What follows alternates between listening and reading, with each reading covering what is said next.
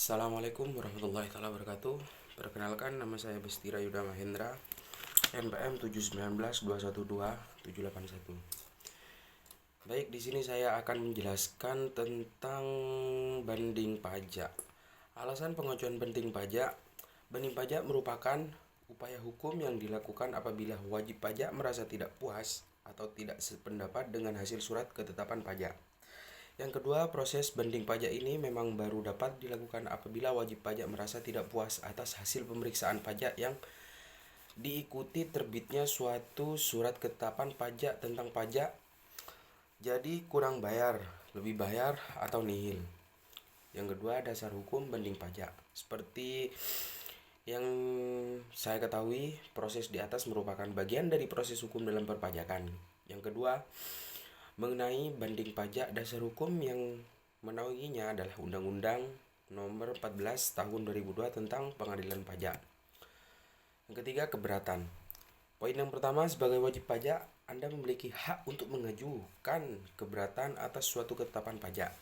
Poin yang kedua, surat pengajuan keberatan ini paling lambat bisa Anda ajukan 3 bulan sejak tanggal dikirimnya surat ketetapan pajak atau sejak tanggal pemotongan atau pemungutan.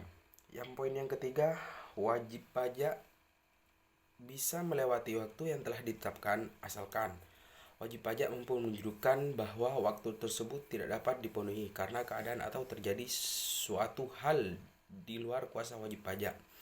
Poin yang keempat, setelah surat keberatan diterima, maka wajib pajak harus menunggu keputusan atas keberatan tersebut dalam jangka waktu 12 bulan. Syarat-syarat pengajuan surat banding pajak. Yang pertama, tiap satu keputusan diajukan satu surat banding. Yang kedua, permohonan banding harus diajukan secara tertulis dalam bahasa Indonesia. Yang poin yang ketiga, surat banding juga harus dilampiri surat keputusan keberatan tersebut. Poin yang keempat, banding hanya bisa diajukan jika besarnya jumlah pajak terutang yang dimaksud sudah bayar 50%. Poin yang kelima, lampirkan surat setoran pajak atau SSP atau pemerintah bukan PBK. Yang keenam, jangan lupa untuk melengkapi data-data atau bukti pendukung seperti surat ketetapan pajak atau SKP, surat permohonan keberatan, SPT, laporan keuangan, dan lainnya. Poin yang ketujuh, apabila sidang banding pajak akan dilaksanakan, maka pemohon banding akan mendapat pemberitahuan paling lambat 14 hari sebelum sidang dimulai. Hak pemohon banding pajak. Setelah persyaratan banding pajak telah dipenuhi, pemohon banding pajak juga memiliki hak yang bisa diperjuangkan oleh pemohon banding pajak.